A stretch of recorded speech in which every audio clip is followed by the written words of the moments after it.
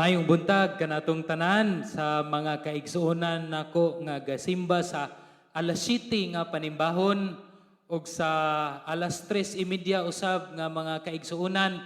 Maayong hapon kaninyo diha.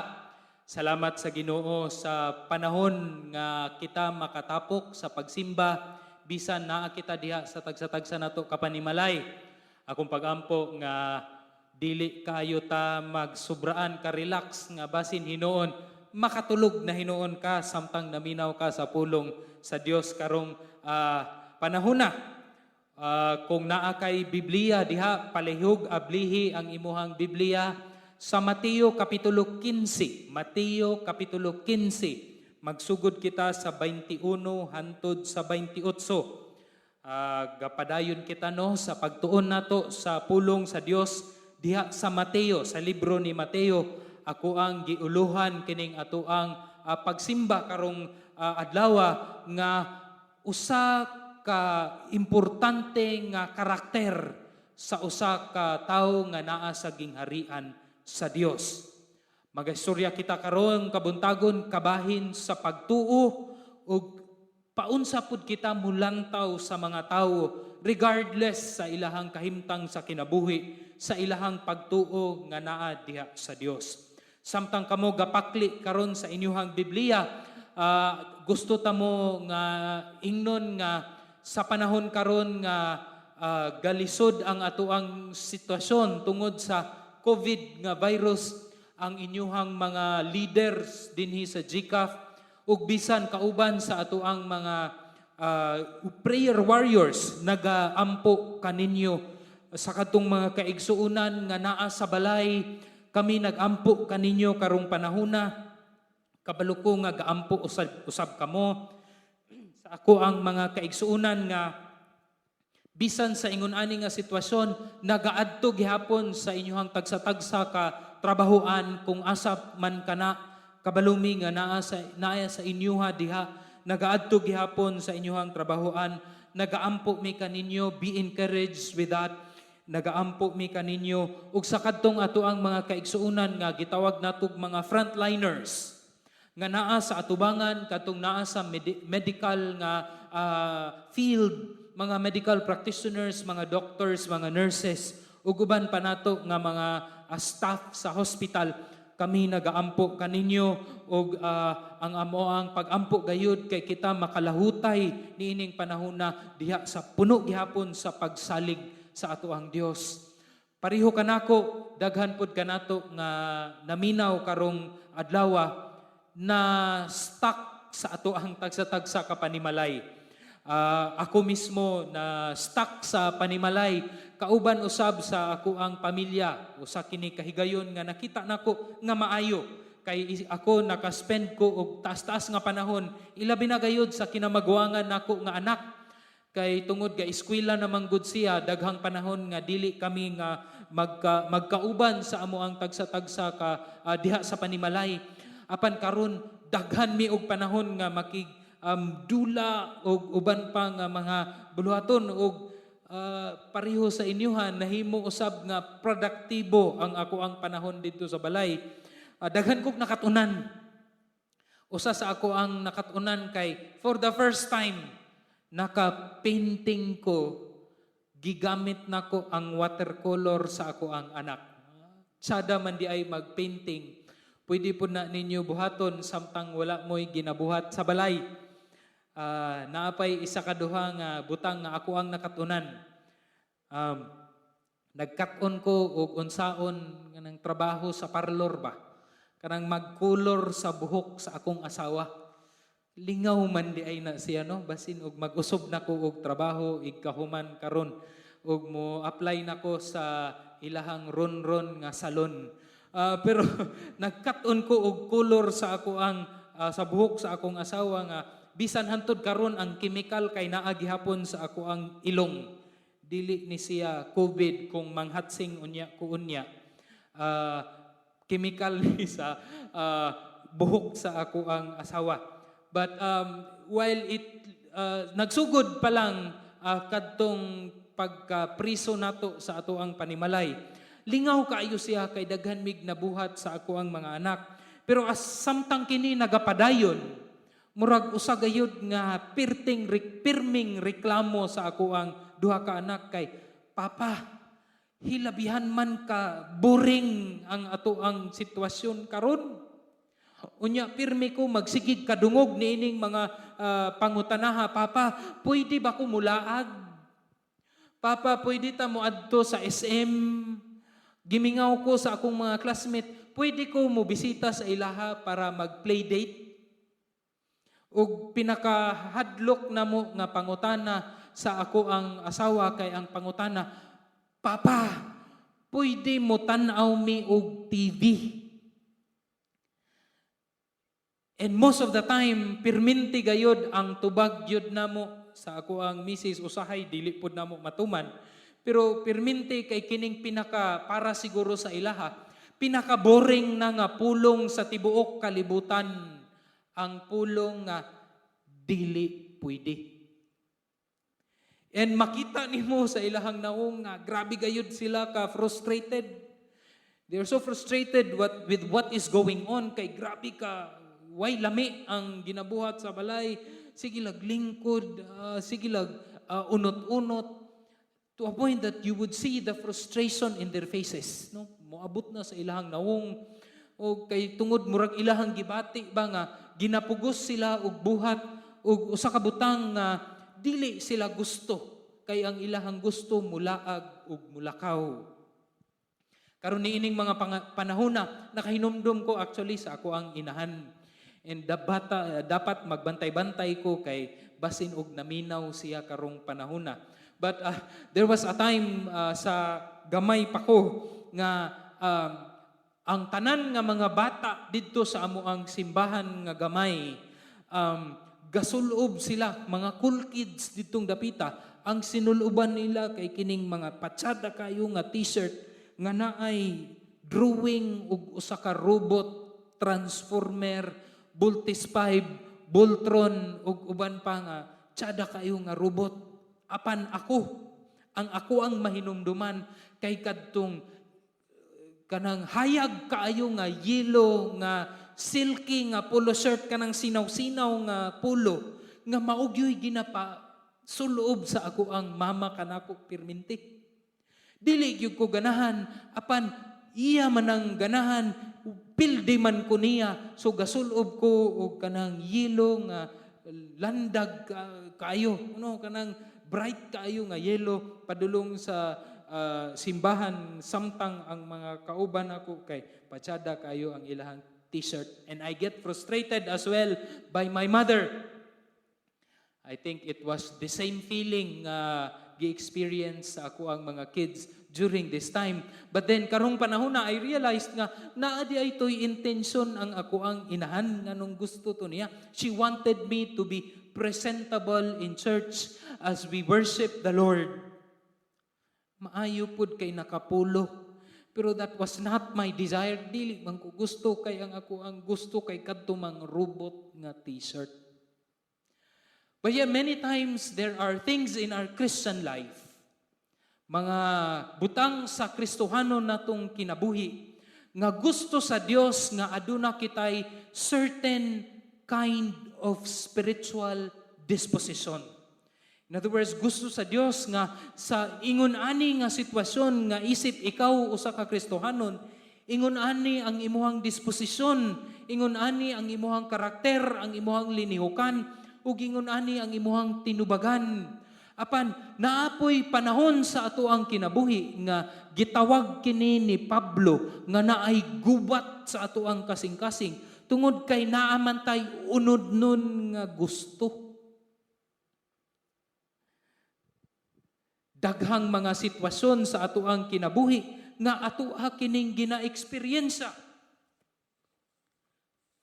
Sa panahon nga ang Dios magtawag kanato nga mo-obey sa ato ang parents ug mo respeto sa ato ang parents, usahay naay gagubot sa ato ang kasing-kasing nga gusto ta mobuhat og something that is opposite to that. Sa panahon nga gitawag kita sa Dios nga ibutang sa ato ang hunahuna nga mahimong pure, nga dili kita maghuna-huna og mga laway nga mga butang, apan naa sa ato ang kasing-kasing ug naay gubat sa ato ang kasing-kasing nga gusto gyud ta mulantaw sa ikaduha ug ikatulo ug ikaupat nga panlantaw ug paglingi. Naay panahon when God calls us to serve the church or when God calls us to give to the church, ang ato ang fleshly desire, ang ato ang unod-nun nga gusto kay mingon, dili. Dapat mo invest ko sa ako ang kaugalingong ganahan o kaugalingon nga gusto. When God calls us to love our neighbors, higugmaon nato ang ato ang isig katawo, bisan kinsa man kana siya. Naatay tendency ang ato ang fleshly desire nga mamili o kadtong gusto lang nato higugmaon. Kadtong ato ang silingan nga hilabihan kalibakira, dili na nato higugmaon, libakon pod nato hinuon kadto siya. And many times because of these sinful tendencies that we have, naatay mga unod-nun nga desire sa atong kasing-kasing, ang Dios usab gusto taniya usbon nga mapariho kita diha sa iyang anak nga si Ginoong Hesukristo, nga ibutang taniya sa usaw-usab ka sitwasyon nga dili nato gusto. Ug samtang naa kita ana nga sitwasyon nga dili nato gusto, maupod hinuon kana nga panahon nga ginatudluan kita sa Dios, ginaistoryaan kita sa Dios nga diin mausob ang atoang panghuna-una sa klase-klase nga mga sitwasyon ug mga karakter nga naa kita sa atoang kinabuhi. I believe nga ang sitwasyon nato karon nga kadaghanan sa atoa dili kaadto sa atoang trabahoan ug nga priso sa tagsa-tagsa nato kapanimalay. I believe that God is still working and is continuing to work in us and through us. And that is up to us to realize kung unsa kana. Na I believe kining ato ang istorya nga pagaistoryahan karon sa Mateo Kapitulo 15, makatabang samtang kita maghuna-una ug mag-reflect sa unsa man ang nagakahitabo sa atoa karong panahona. If you remember, 2 Sundays ago, sa duha ka Domingo na nga miagi, nag-istorya si Pastor David ug si Pastor Joe. Kabahin sa istorya dito nga naay usa ka importante kaayo nga delegasyon sa mga religious leaders gikan sa Jerusalem niadto sa Galilee nga diin asa si Hesukristo ug didto ang ilaha lang yung tumong og tuyo kay diin istoryahan ug badlungon si Jesus sa iyang ginatudlo o ginabuhat. Usa kini ka VIP nga mga delegasyon coming from Jerusalem. And Jesus with all courage ug tanan niya nga kaisog iyahang giistoryahan gibadlong na hinuon kining mga tawhana nga niduol ug naulawan sila. In fact, nasubraan sila og kaulawan nga niduol ang disipulo ni Jesus kaniya ug niingon, Jesus, subraan rapod ang imuhang pagpangasaba.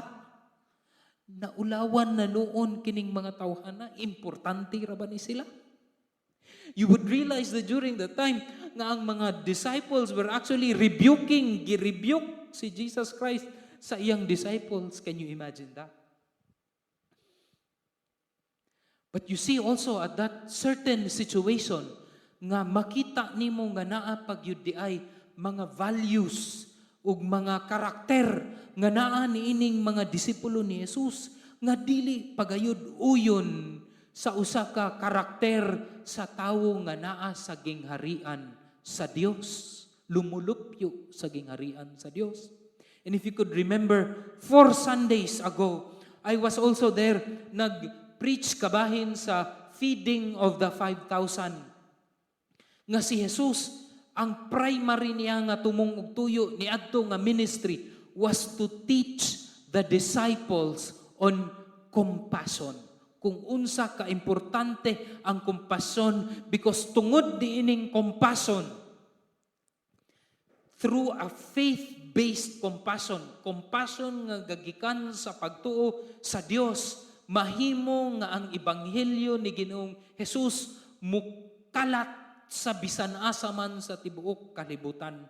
It is through faith-based compassion that every kingdom citizen must have. And Jesus was teaching His 12 disciples during that time, ihang ginatudluan, pinaagi sa pagpakaon sa 5,000 nga mga tao. Dili baya to lalim nga training ni Ginoong Hesus. But even through those situations, makita gihapon nimo nga naa gihapoy karakter ang kining mga katawhan or mga disipulo ni Jesus nga dili uyon sa karakter sa usa ka tawo nga lumulupyo sa gingharian sa Dios. And Jesus had to teach them. Si Jesus karon adunay ang atoang master teacher nga grabe ka pasensyoso, adunay paagi nga diin tudluan niya kining iyahang mga disipulo. And this is where our story begins. Magsugod ang atoang istorya dinhing dapita, and if you are naana ka sa Mateo kapitulo 15, 21, gisulti dinhi, unya mibiya si Jesus niadtong dapita ug miadto sa kayutaan duol sa syudad sa Tiro ug sa Sidon. Kining Tiro ug Sidon, usa kini ka importante kaayo nga lugar or sikat nga lugar nga na-mention sa Old Testament ug New Testament. Apan sikat ni sila sa ilahang pagkadautan. Ug daghag mga propesiya about sa Tiro ug sa Sidon, kay kini sila usa ka lugar nga gisikop sa ginatawag nga Phoenicia. Sa Phoenician people nga diin kining mga tawhana daghan kaayo og mga klase-klase nga Dios. Ang lugar pod niini kay duol sa dagat sa Mediterranean Sea ug naapod siya sa border sa Syria. Which is why ang mga katawhan dinhing dapita ginatawag sa taga-Israel nga mga Syro-Phoenician people. Syro-Phoenician people. So samtang si Jesus iyahang gidala iyahang disipulo dinhing dapita, naay usa ka babayi nga nakakita sa ilaha didto pa sila sa layo. Gahinay-hinay ug ukoy-ukoy kining bayhana para lang gyud makakita kung kinsa ning mga tawhana. Ug samtang iyahang nailhan nga si Jesus di ay kadto, kauban sa iyahang disipulo, midagan siya. Ug misyagit siya niining mga pulong. Akong basahon ang 22. Usa ka babayi nga taga Kanaan, usa ka hentil nga nagpuyo niadtong dapita, miduol kaniya ug nagpakiluoy. Ginoo, anak ni David, kaluy iintawon ako. Ang akong anak nga babayi giyawaan ug nagantos og pag-ayo. Makita nimo sa pulong aning bayhana ug imuhang tukion ug lantawon, aduna siya'y kaalam ilabi na sa daang tugon sa Biblia, the Old Testament, and he knew of the Son of David, the Messiah. Kaila siya. And this Son of David was actually, according to Isaiah, was a healing Messiah. Usa ka Mesiyas nga nagatambal ug nagaayo sa mga tao. Nakabalo siya niini ug iyahang gitawag si Jesus nga mao ang Messiah. Isn't that a declaration of faith? A declaration of faith. Nakita kini sa usa ka babayi ug iyaha kining gisulti ug gisyagit sa Dios. Ug makita usab nato dili lang ang iyahang deklarasyon sa pagtuo, makita usab nato ang iyahang desperation. Desperada kay ang iyahang anak nga babae giyawaan. Kung imuhang anak giyawaan, dili ba pud ka mataranta pareho aning bayhana? with faith and with desperation, sa pagtuo ug sa pagkadesperada, kining bayhana miadto kang Jesus ug misyagit, mauna ang pulong, misyagit, nangayo og tabang ug nagpakiluoy. Ug mulantaw ta kang Ginoong Jesus, nabati siguro kini ni Ginoong Jesus, ug base sa ato ang pagkaila kang Ginoong Jesus, iya gayong giayo ang kining bayhana ug okay na dayon ang tanan. Adunay milagro nga nahitabo. Apan dili kana ang nahitabo, mga igsuon. Ug imong lantawon, matingala ka ug nganong ingon ani man ang gibuhat ni Jesus sa 23 niingon, apan wala mitubag si Jesus. Wala motubag si Jesus. Basin wala siya kadungog, pastor. Dili ko motuo kay nganuman ang iyang mga disipulo nakadungog man ug miduol kaniya nakadungog. Ngano man ni naunsa man si Jesus ni anhing panauna, nahimo man siya og kanang dili bitaw managad. Ug wala ta kabalo nganong dili man pud siya managad, isnab. Unsa ba nas binisaya ng snub? Kanang murag arting nga tawo o unsa pa na nga naay pagka superior ang iyang panlantaw sa iyang kaugalingon. Murag ingunana man si Jesus ambot og unsay inyong huna-una. In fact, ang iyang mga disipulo aduna nay ingon ana nga kasing-kasing. Miduol sila kang Ginoong Jesus ug diingon kang Jesus, ingon ani nga mga pulong, Jesus, papahawaan na siya.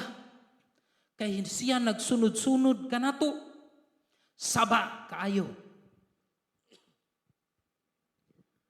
Adunay superior nga gibati ang iyang mga disipulo kay tungod sila mga Hudiyo man. Pinili sa Dios ug kining bayhana usa ka hentil hugaw nga babayi, daghag ginasimba nga Dios makasasala. Papahawaan na siya kay grabe na siya kahugaw. Dili na siya angayan muduol kanato. Makita nimo ang iyang mga disipulo nga sa kadtong mga false teachers o ginatawag nga mga blind guides kadtong gikan sa Jerusalem niadto kang Jesus ug nangasaba kang Jesus, ang ilahang gibati kay uy ayo ni sila binuangi Jesus, importante kayo ni sila nga mga tawo. But kining usa ka bayhana nga ga-profess og faith in the Lord Jesus Christ, nga gatuo kang Ginoong Jesus ug desperada tungod sa iyang sitwasyon, ilahang gilantaw nga adunay kaluod sa ilahang kasing-kasing ug sa ilang tiyan. Papahawaan na diya, Lord. Papahawaa. And just when you think nga mutuyok si Ginoong Jesus ug pangasab-an niya ang iyang mga disipulo ug ingnon niya nga paluyo mo kanako kamong mga demonyo, wala man hinuon ni buhat ug ingon ana si Jesus. Niingon si Jesus, instead sa iyang disipulo, nilantaw siya sa babayi ug niingon siya ani nga pulong, gipadala ako ngadto lamang sa nawalang mga karnero sa nasod sa Israel. Gitawag ko para lamang sa Israel. Kasabot ka na, day. And this is another response ka, murag lisod kayo lantawon or lisod kayo tubagon kung masulti ba ka na ni Ginoong Jesus. Grabe gayud. Dili katuan unsa may nahitabo kang Ginoong Jesus niining dapita. Apan ang babayi tungod kay aduna siya'y pagka desperada ug ang iyang pagtuo kang Jesus, dili gayud muundang, mipadayon siya ug miingon siya sa 25, apan midul ang babayi ug miluhod sa atubangan ni Jesus, Ginoo, tabangi intawon ako, miingon siya.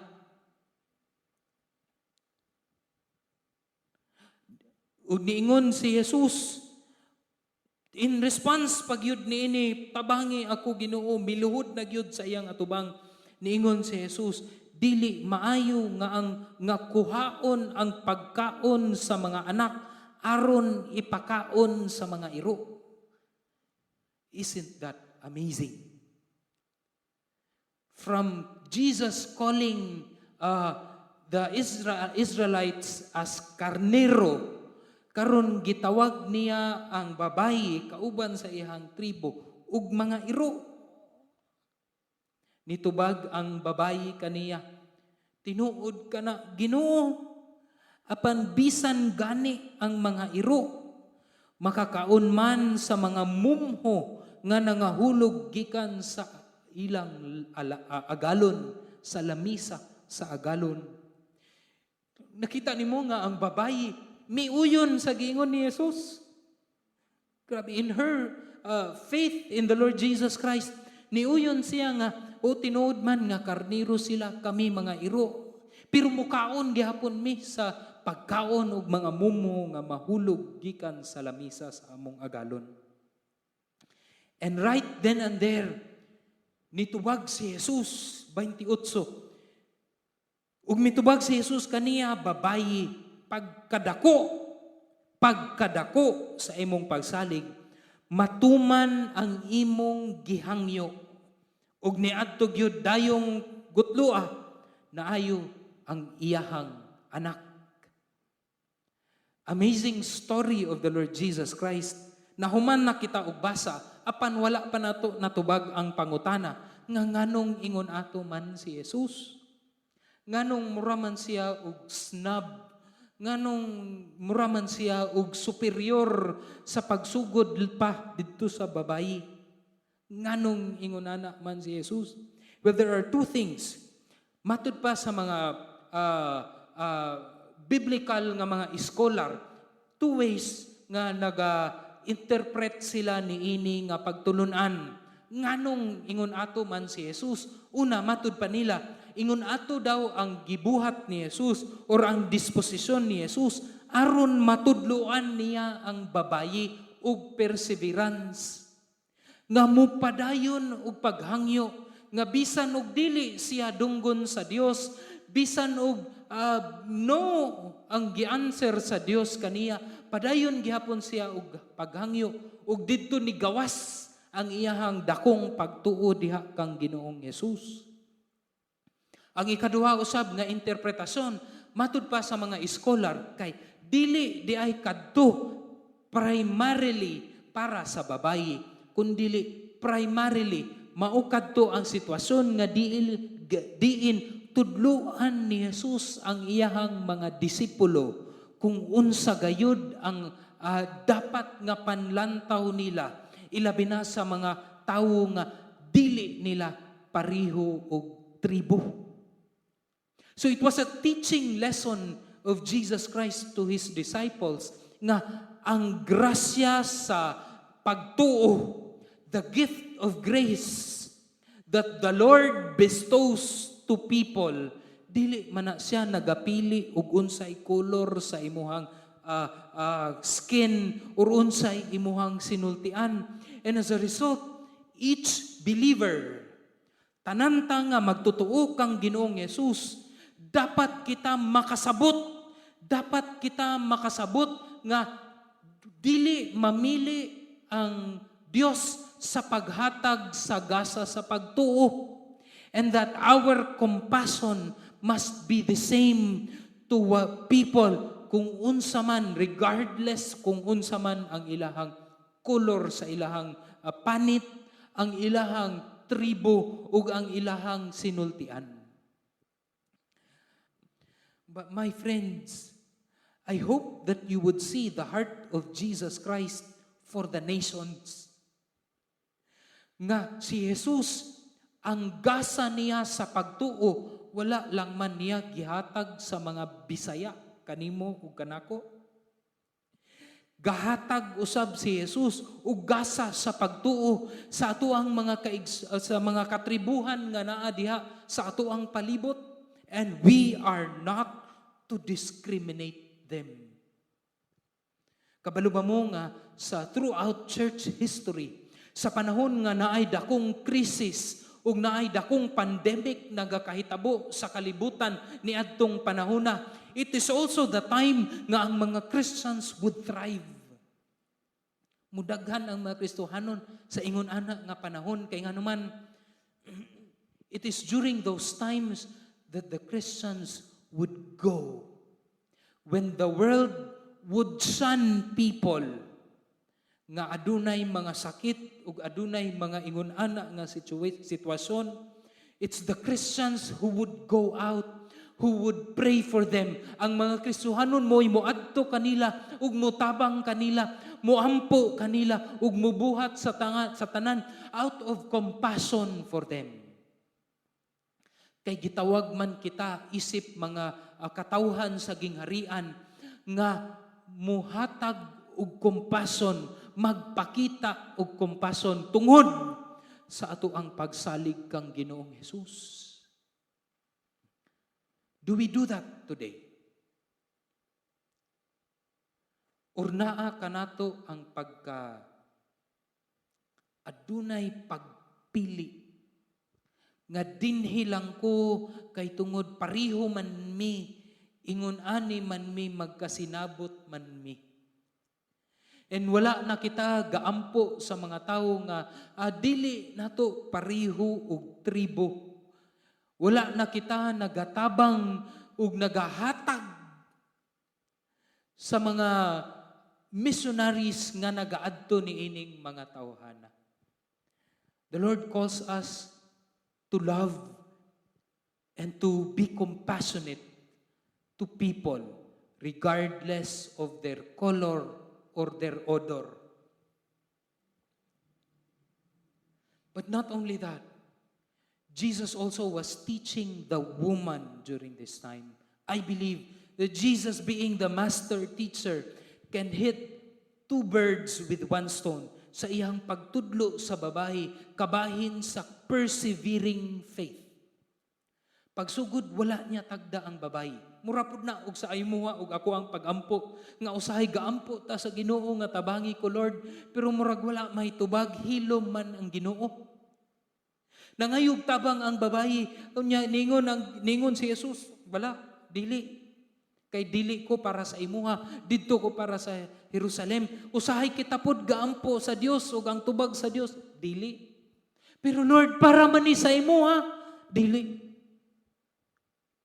The Lord calls us to persevere, nagapadayon bagyapon ang atoang pagampo ug pagsalig kaniya bisan sa panahon nga dili kita tubagon sa Dios. Sa panahon karon, God calls us to persevere in faith. Sa panahon nga dili kita kasabot, wala kita nakasabot sa atoang sitwasyon, God calls us to persevere in faith. Kabalo mo, si Habakkuk also experienced this kind of situation. During the time sa panahon ni Habakkuk, sa libro sa Habakkuk, Kapitulo 1, daghan kaayo nga mga injustices nga nagakahitabo ug nangakita kana ni Habakkuk during that time. Injustices after injustices, which is why ang pinakauna nga bersikulo ni Habakkuk, ni hangad siya sa Dios ug nisulti siya sa Dios, Ginoo, kano sa pamani, kano sa paman ko mahuman og ampo, nga magsige man kog ampo, dili man ko nimo tubagon.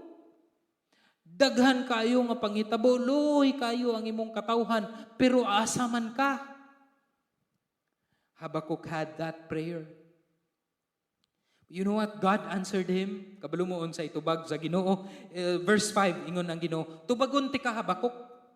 Tubagon ti ka sa imuhang pangutana. Pero pagkahibalo nimo sa ako ang tubag, mas musamot ka og kalibog. Have you ever had that kind of prayer? Nga ang tubag sa Ginoo sa imuha, ni samot manuon ko og kalibog? Unsa man ni Lord? Habakkuk experienced that. Ug niingon si ang Dios kang Habakkuk, ingon ani akong tubag, Habakkuk. Preparar ako og mga katawhan, akong gitawag og mga Babylonian. Kini nga mga Babylonian musuroy sa tibuok kalibutan ug iyahang pangsilhigon kining mga lugara ug mupuyo sila sa mga lugar nga dili ilaha. What? kung ako si Habakuk niadtong panahona ang ako ang tubag yun siguro, what? Unsa Lord? Nangayo kog tabang nimo, murag imuha man hinuong dungagan ang amuang kalbaryo. Moabot ang Babylonian, unya kastiguhon kami og samot. Tinuod gyud Lord, galibog na gyud kog samot niini. Sometimes God answers us with that kind of a prayer. Will you still trust and have faith in God sa panahon nga di ka kasabot? Would you still have faith nga in the future, the greater glory will belongs to the Lord because of the situation nga naa ko karon nga bisag di ko kasabot? Kabalo mo unsay resulta sa Babylonian nga niatake sa Jewish people during that time? Gikan sa Jerusalem gikuha ang mga katawhan sa Israel, sa Juda, ug gidala didto sa lugar sa Babylon, ug didto sila sa daghan kaayong mga panahon gapuyo. While naa sila sa Jerusalem, usa sila ka mga katawhan nga gahi ug ulo ug gasigig simba ug mga Dios. Nagasimba kay Baal ug daghan silang mga lugar nga gitawag og high places to worship gods and goddesses. But during the time nga naabot na sila sa Babylon, it was that time nga sila nahiusa ug nituo kang Yahweh. Ug didtong panahona ang Judaism ang ilahang relihiyon nahimong tinuod gayud nga monotheistic. Usa lang ang Dios. You see, the greater glory belongs to the Lord. Bisan og dili kita makasabot sa atuang sitwasyon. Kabalo mo nga dili lang pud Babylon ang nagkastigo sa Israel. There was also the Greek people. And during that time, the Jewish people dili sila kasabot. They don't understand. But the Jewish people and the good thing that came out during that time was that the Greek people gave them a lingua franca. One language. Nga diin ang mga Hudiyo makabasa na sa mga panghuna-huna didto sa katawhan sa Greece, didto sa katawhan sa Africa, ug didto sa katawhan sa known world. They are able to understand tungod kang Alexander the Great na ay lingua franca. But it's not only the Greek, there was also the Romans nga gakastigo sa mga katawhan sa Israel, and they would feel nga kadtong panahon na di sila kasabot asa man ka o Dios. But there, because of God's grace, ang kaluoy sa Dios kabalo mo unsay resulta sa pag-atake sa Roma sa ilaha, nigawas ang road systems kanang ginatawag nila nga all roads lead to Rome. The road systems were established. Unya, there was peace. Pax Romana. Peace caused by the Roman Empire all over the known world during that time. And you know what Paul said about this? Niingon si Paul sa Galatia nga in the fullness of time, sa pagkapuno sa panahon, niabot si Ginoong Jesus. Christ came. Giplastar sa Dios ang tanan nga dapat niyang iplastar so that in the fullness of time, Christ would come. Giplastar sa Dios bisan ang mga sitwasyon nga dili masabtan ni Habakuk o sa tanan nga mga Hudeyo. Ang pagkastigo sa Babylonia, ang pagkastigo sa Griego, ang pagkastigo sa taga-Roma, but in the fullness of time, naplastar ang tanan, Christ came. And the forgiveness of sin was available. Salvation was available during that time. During the darkest of times nga dili takasabot, God is preparing something and He was bringing it to us. The hope of the world, the light of the world that is in Jesus Christ.